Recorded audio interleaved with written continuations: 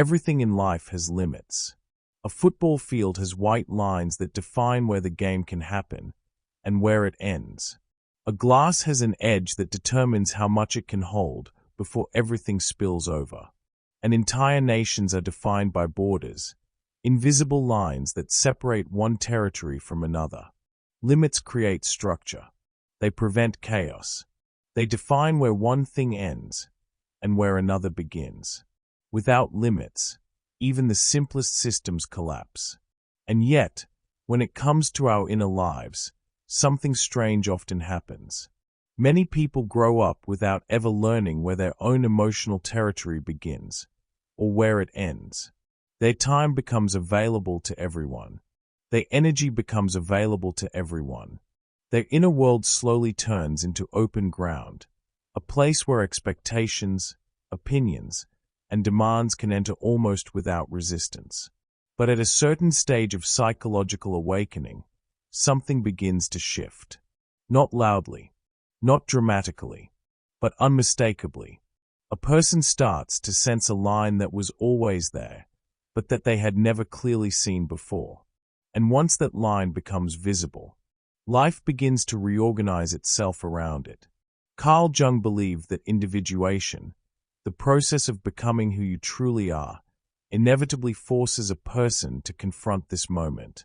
The moment when you finally recognize the boundaries of your own psychological territory. And when that happens, something very interesting begins to change. Not only within you, but in the way other people respond to you. Tonight, we explore one of the quiet but powerful transformations of the Sophia stage. The moment when your boundaries become unbreakable. Weak boundaries rarely begin as a problem of strength. More often, they begin as a strategy for belonging. From a very early age, most people learn something subtle about the social world.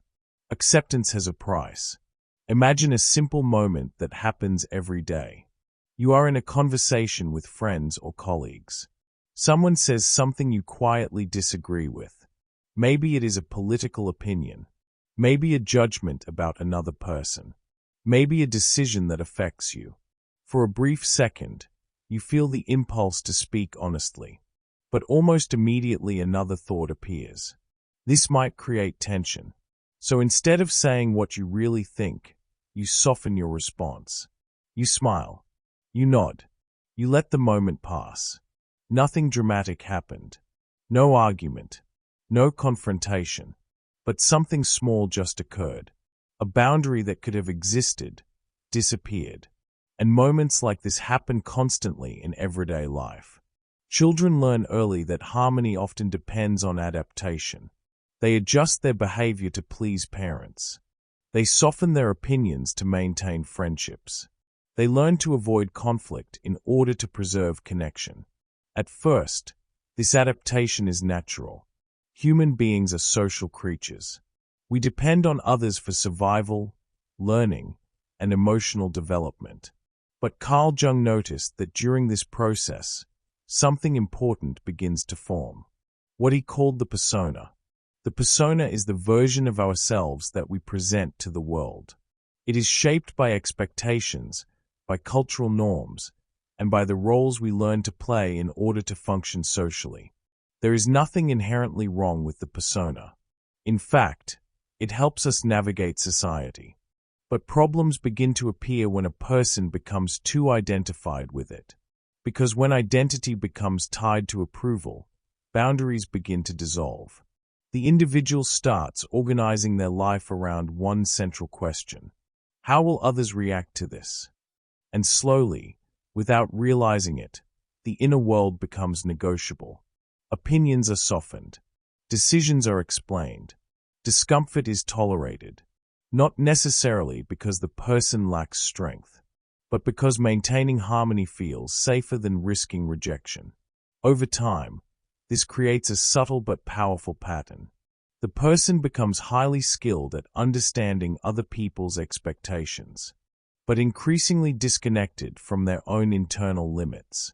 And that is why weak boundaries are rarely about other people. They are usually about something much deeper. a self that has not yet fully separated from the expectations of the world. But individuation begins to change this dynamic, because the more conscious a person becomes, the harder it becomes to ignore the quiet signals coming from within. And that is usually where the first cracks in the old pattern begin to appear. Think again about that simple moment we described earlier. You are sitting in a conversation with friends or colleagues. Someone expresses an opinion you quietly disagree with. Before, the pattern was almost automatic. You would smile. You would nod. You would let the moment pass. The goal was simple: maintain harmony. But now something subtle begins to change. The same situation appears, yet your internal reaction is different. You still hear the comment. You still feel the familiar social pressure to smooth things over. But this time, something inside you pauses. Not dramatically, not rebelliously, just a pause. For a brief moment, you notice the space between what is being said and what you truly feel. And suddenly, the old automatic response is no longer inevitable. You become aware of the choice. You could still nod. You could still adapt. But for the first time, you realize that doing so would mean crossing a line within yourself. At first, this realization can be unsettling, because nothing external has changed. The same people are present. The same social expectations exist. But internally, something has shifted. Carl Jung described individuation as the gradual emergence of consciousness within patterns that were previously unconscious. In other words, you begin to see the patterns you once lived inside, without even realizing they were there. What once felt natural suddenly begins to reveal its structure. And once you start noticing that structure, ordinary moments begin to look very different. You start noticing the emotional negotiations that take place inside ordinary conversations. The subtle pressure to agree. The unspoken expectation to remain emotionally available. The quiet assumption that your time, your attention, and your energy are always accessible. And the more you notice these patterns, the harder it becomes to ignore them. This is usually where the first real discomfort appears. Because awareness does not immediately give you a new way of acting. It simply removes the illusion that the old pattern was harmless. You begin to feel the cost. The emotional energy spent maintaining harmony. The quiet compromises made to avoid tension. The small adjustments repeated again and again. At first, you may still behave exactly as before. You may still say yes. You may still soften your opinions. But internally, something important has already begun to change. You have started to see the line. And once that line becomes visible, the old dynamics begin to feel different. What once felt effortless now requires negotiation. What once felt natural now feels slightly intrusive. And slowly, almost imperceptibly, a new instinct begins to emerge. Not the instinct to fight. Not the instinct to confront. But the instinct to protect your psychological space. What makes this transformation especially interesting is that it rarely remains invisible to others, even if you never announce it, even if you never confront anyone directly. People often begin to sense the shift long before you explain it, and the reason is simple. Human relationships are built on patterns. Over time, the people around us become familiar with how we usually respond. They know how easily we adapt. They know when we will agree. They know when we will explain ourselves. These expectations are rarely spoken out loud, but they quietly organize the rhythm of many relationships. Now imagine returning to that same conversation we described earlier. Someone makes a comment you disagree with. In the past, you might have smiled and moved on. But this time something different happens. You pause. Maybe you do not immediately soften your response. Maybe you simply remain quiet for a moment longer than usual. From your perspective, the change feels small. But for the other person, something subtle has shifted. The familiar pattern did not happen. The expected reaction did not appear. And even if nobody can fully explain why, people often begin to feel this change almost instinctively. You may notice it in small reactions. A slightly surprised look, a moment of awkward silence, a question that carries a hint of curiosity. Is something wrong? Why are you so quiet today? What are you thinking? These reactions are not necessarily hostile. Most of the time they are simply signs that the relational pattern has changed. Carl Jung believed that much of human interaction is governed by unconscious expectations. We learn how to relate to each other through repetition, through familiar roles, through emotional agreements that develop slowly over time. But when a person begins to individuate, those unconscious agreements start to loosen. The individual becomes less predictable within the old structure. And unpredictability can be unsettling for people who were accustomed to the previous dynamic. Some may feel curious, others may feel confused, and occasionally, someone may even interpret the change as distance or rejection. But from your perspective, something very different is happening. You are not withdrawing from the world. You are simply becoming more aware of where your emotional territory begins and where it ends. And once that awareness begins to stabilize, your presence in relationships changes in subtle but powerful ways. You no longer respond automatically. You choose when to engage. You choose when to remain silent. You choose what belongs inside your emotional space. And when that shift becomes visible, the people around you begin adjusting to a new version of you. Sometimes easily, sometimes with resistance, but almost never without noticing that something fundamental has changed. At some point in this process, a new kind of tension appears. Not with other people, within you. Situations that once required no reflection now ask for a choice. You notice the moment when someone expects your time. You notice the moment when a conversation begins pulling you into explanations. You notice the moment when an old dynamic quietly tries to resume. Before, these moments passed automatically. You adapted. You adjusted. You maintained harmony. Now, they pause. And in that pause, something important becomes visible. You could still respond as you always have. You could still smooth the situation. You could still explain yourself until everyone feels comfortable again. But now you are aware of the line.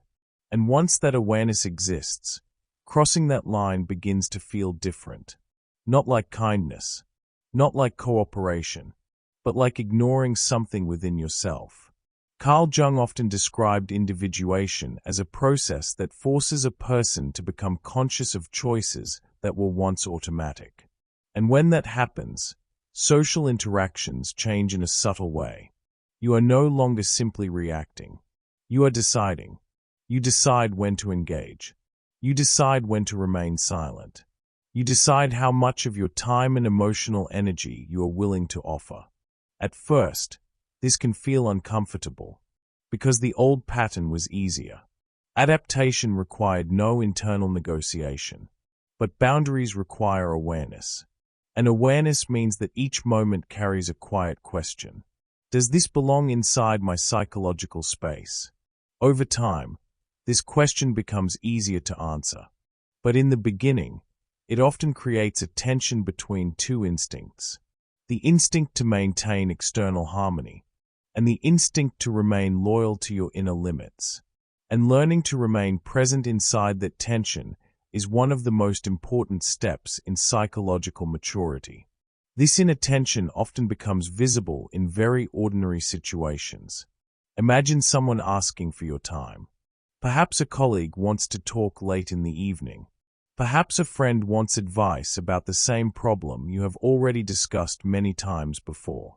Nothing about the request seems unreasonable. In fact, a part of you still wants to respond exactly as you always have. To listen, to help, to remain available. But another part of you now notices something different. You notice the energy it would require. You notice the quiet fatigue that appears when the same dynamic repeats again and again. And for the first time, the decision is no longer automatic. A small pause appears. Inside that pause, two possibilities exist. You could follow the old pattern. You could offer your time, your attention, your emotional availability without hesitation. Or you could acknowledge something that once felt impossible to admit. That your energy is not limitless. That your time has value. That protecting your inner balance is not selfish. For many people, this realization can feel unfamiliar at first, because they were taught that kindness means constant availability, that understanding others means always making space for their needs. But psychological maturity introduces a more balanced perspective. It recognizes that emotional generosity must coexist with self-respect. Carl Jung believed that individuation requires a person to withdraw a certain amount of unconscious energy from the expectations of the collective, not in order to become isolated, but in order to become whole. When too much of our emotional life is organized around the needs and expectations of others, the inner self remains underdeveloped. Boundaries are one of the ways the psyche restores balance. They create the space necessary for the individual to exist as a separate center of awareness. And once that center begins to stabilize, a subtle transformation takes place. You no longer experience every request as an obligation. You begin to experience it as a choice. And that shift changes everything. Because choice introduces freedom, and freedom introduces responsibility. You are no longer simply following the path of least resistance. You are actively deciding how your time, attention, and emotional energy will be used. At first, this responsibility can feel heavy, but over time, it becomes something else. Clarity. At some point in this process, a new kind of tension appears. Not with other people, within you. Situations that once required no reflection now ask for a choice. In the past, these moments passed automatically. You adapted. You explained. You maintained harmony. Now, something interrupts that pattern. A pause. And inside that pause, something becomes visible. You could still respond as you always have. You could smooth the situation. You could explain yourself until everyone feels comfortable again. But now you are aware of the line. And once that awareness exists, crossing it begins to feel different. Not like kindness, not like cooperation, but like ignoring something within yourself. Carl Jung described individuation as the moment when behaviors that once felt automatic become conscious choices. And when that happens, ordinary interactions begin to change. You are no longer simply reacting. You are deciding. You decide when to engage. You decide when to remain silent. You decide how much of your time and emotional energy you are willing to offer. At first, this awareness can feel uncomfortable, because the old pattern was easier. Adaptation required no internal negotiation. But boundaries introduce a quiet question into everyday life. Does this belong inside my psychological space? This tension often appears in very ordinary moments. Imagine a friend asking for advice about the same problem you have already discussed many times before. Nothing about the request is unreasonable. In fact, part of you still wants to respond as you always have, to listen, to help, to remain available. But another part of you now notices something different. The energy it would require. The quiet fatigue that appears when the same dynamic repeats again and again. For the first time, the decision is not automatic. You could still follow the old pattern. Or you could acknowledge something that once felt difficult to admit. That your energy is not limitless. That your time has value. That protecting your inner balance is not selfish. Carl Jung believed that individuation requires withdrawing a certain amount of unconscious energy from the expectations of the collective. Not to become isolated, but to become whole. When too much of our emotional life is organized around the needs of others, the inner self remains underdeveloped. Boundaries restore balance. They create the space necessary for the individual to exist as a separate center of awareness. And once that center begins to stabilize, something subtle changes. Requests stop feeling like obligations. They begin to feel like choices. And that shift changes everything. Because choice introduces freedom. And freedom introduces responsibility. You are no longer following the path of least resistance. You are deciding how your time, attention, and emotional energy will be used. At first, that responsibility can feel heavy. But over time, it becomes something else. Clarity. At the beginning of this reflection, we spoke about limits. The white lines on a football field. The edge of a glass that keeps water from spilling. The borders that define where one country ends and another begins. At first glance, limits can seem restrictive. They appear to reduce space, to impose structure, to say no where we might prefer to say yes. But in reality, limits are what make many things possible. Without the lines on the field, the game could not exist. Without the edge of the glass, water could not be held. Without borders, territories would dissolve into chaos. Structure allows something meaningful to take form. And the same principle applies to our psychological lives. When a person lives without boundaries, their inner world becomes open terrain. Anyone can enter. Anyone can leave their expectations there. Anyone can reshape the landscape. But individuation gradually changes this. It teaches a person to recognize the contours of their own emotional territory, not as walls, but as recognition. Recognition of where their energy belongs. Recognition of what they can genuinely offer. Recognition of what must remain their own. And this recognition is one of the quiet forms of wisdom represented by the Sophia stage. Because true maturity does not come from controlling others. It comes from understanding the shape of your own inner world, knowing where your responsibility begins and where it ends. When that clarity appears, something subtle but powerful happens. Relationships stop depending on constant explanation. Respect begins to emerge naturally, and the individual no longer feels the need to constantly defend their space, because the boundaries are no longer external rules. They are simply part of who they have become, just like the lines on a field, just like the edge of a glass, clear, quiet, and essential for everything that happens within them. But as many people discover during this stage of psychological growth, something else often begins to emerge alongside these boundaries. A certain distance from the emotional turbulence that once pulled them in so easily. A quiet form of detachment. Not indifference, not coldness, but the ability to remain centered even when the world around them becomes chaotic. And for many people, that shift can feel both powerful and unsettling. Because once you develop that kind of inner distance, your relationship with the world begins to change in ways you might not expect.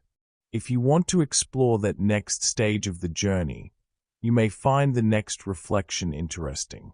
It's called The Dangerous Detachment of the Sophia Stage, Carl Jung. And in it, we explore why this quiet distance can sometimes feel liberating, and at other times surprisingly difficult to navigate.